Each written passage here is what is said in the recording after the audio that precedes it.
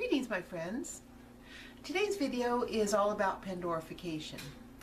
Ever since my video Complex Caning, Easy Extruded and Pandorified came out, I've had a lot of inquiries about Pandorification. In the last video we used the technique on extruded cane, but sometimes you're not making extruded cane, and what I want to show you today is that you can do it with any cane, and it just opens up a world for you to be able to use existing scrap cane or new stuff to make kaleidoscopes and images that you're wanting to have that are more complex and yet they're not hard to do. So that's what we'll be doing.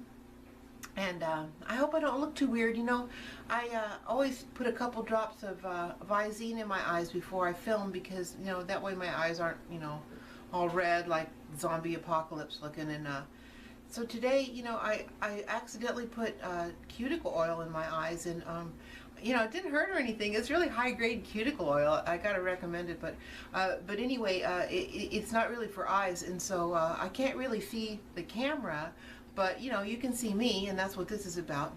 I think I can see my own hands, so I'm gonna go forward because this is a scheduled video day, and that needs to happen. So I thought I'd share that charming anecdote with you and let you know, how goofy I really am.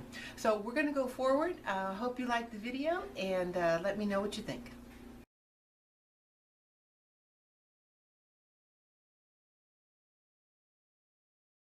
So here we go. I'm starting with 3 colors of clay. You want your lighter clay toward the center so that when these two blend, they won't be blending into each other. And that's kind of a rule of thumb with all 3 color blends. You want to think about what are those two going to do and what are those two going to do. So I use yellow or white in the center. Depending on what you're making, you're going to want to see how that turns out. So this is kind of a haphazard configuration, and it's going to work just fine for what we're doing. And I'm going to blend it on a number 1 setting. So this is really pretty, huh? So what we're going to do with it, so that we can really take advantage of all these gradations that we made, is we're going to fold it this way. And you know how you make your blends and they tell you, oh my God, you know, don't stick it in the wrong way, you know.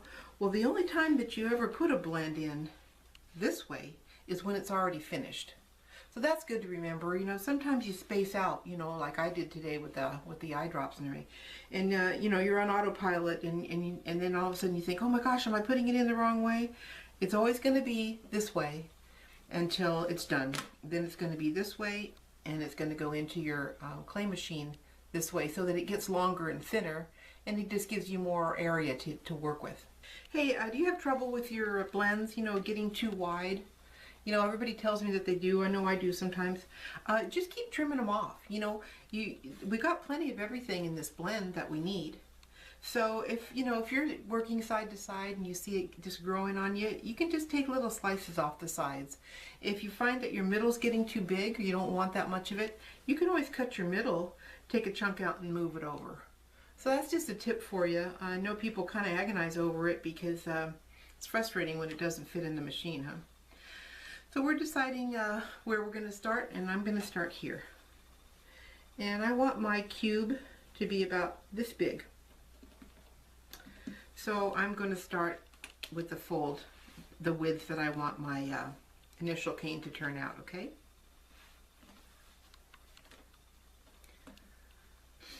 Okay. And I love my pink. I don't want it to be not enough pink. So I'm going to pull it out and make sure that it goes all the way to the edge there. And I want to make sure I've got plenty of my pink and not sacrifice any of it, okay? So I'm going to place my fan folded stack on my chessboard. You know where I got this chessboard? My friend Pam Dean gave it to me. She's a clayer. She's really good. And you know, she was over the other day, and I think she was this way jealous because I saved so much time on measuring when I've got all these squares, you know. I just put a piece of white paper underneath it. Now it's one of my favorite things. So at this point we're going to decide, well, I don't know, what are we wanting? We wanting the pink together? We wanting the blue together? Ooh, I don't know. I'm a little bit pink crazy, so I'm going to put those together. And I'm going to compress it a little bit. And I'm going to start to Pandorafy this, because this is kind of a typical thing. You know, you've got some colors, you like the colors, you got some stripes, you know. Well, that's nothing very interesting about that. In this case, I'm going to cut it open. And into this channel, I'm going to put a line. And you say, well, what do you want your line to be? Well, my blue's all the way out here, so I can put some more blue in there. Or I could put some green in there to kind of bump up the green area. I could put some black in there. In this case, I'm going to put black in there because I'm really trying to show you how the lines move, and I want to make sure you can really see them. So I'm going to take a sheet of black, just so we have plenty of definition, plenty of contrast, and I'm going to do it on a number 4 setting this time, so it'll be kind of bold for you to be able to see it. So here's my sheet of black. You'll notice I go off camera whenever I'm making new stuff because I use a motor on my clay machine and it's just really loud. So you don't want to have to hear that. So when I'm going to make a line, I just lay this original piece on here and just cut around it. This is also souffle and poppy seed, which is a very creative term for black. So I've got these now, and I'm going to put them back together this way, okay? So we're getting a little mileage out of this cane. We've got a cane with some line in it. We've cut it open, and we're now going to force it back down into a triangle shape. Anytime you're making those kind of cuts in a square cane and you're reconfiguring them, you're just going to want this to be flat again so that you can take it to the next step. You know, I kind of like that bendy part up there. You know that part? If you don't like to add weird looking lines to your canes, you know, you could go ahead and trim that off, but I usually leave them there because they add little tidbits of interest to your cane in the end. So if you have this extended a little bit, you could just wrap it over. That's up to you. You've got this top ridge, okay, and you got your cane. So you're going to take a rod. It can be a dowel, like a wooden dowel.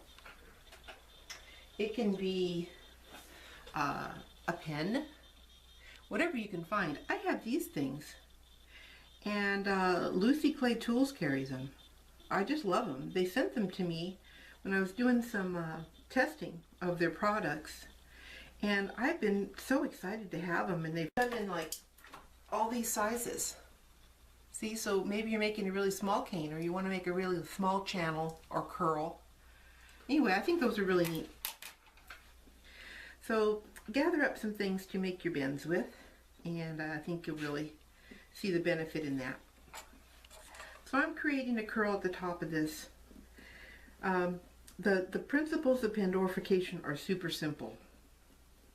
I think the basic premise is never be afraid to completely trash a perfectly good cane.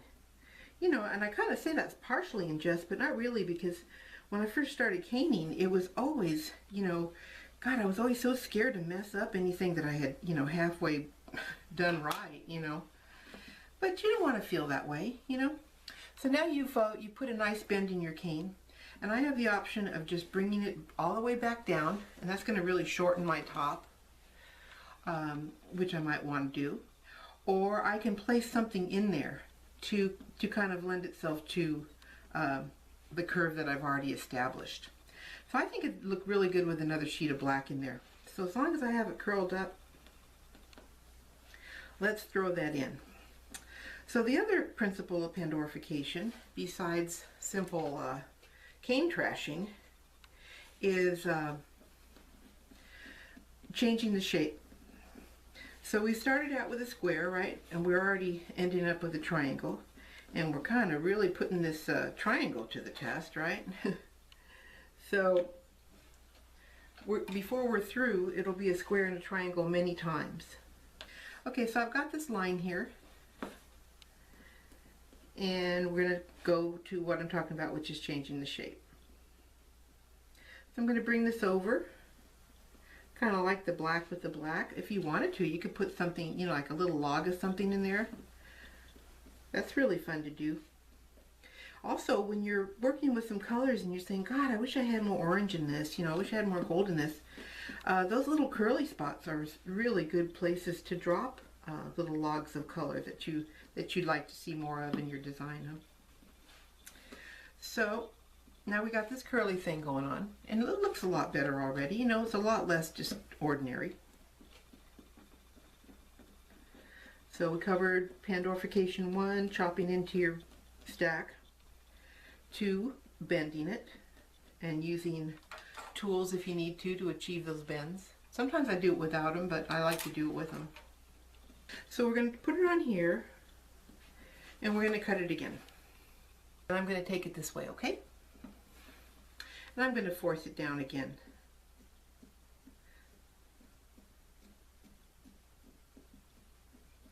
And we're going to leave it really wide for our square, okay?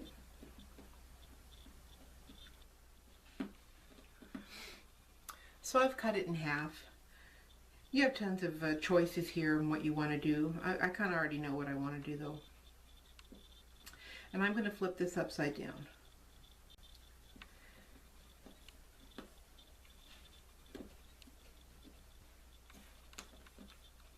So making triangles into squares is just pushing and pulling.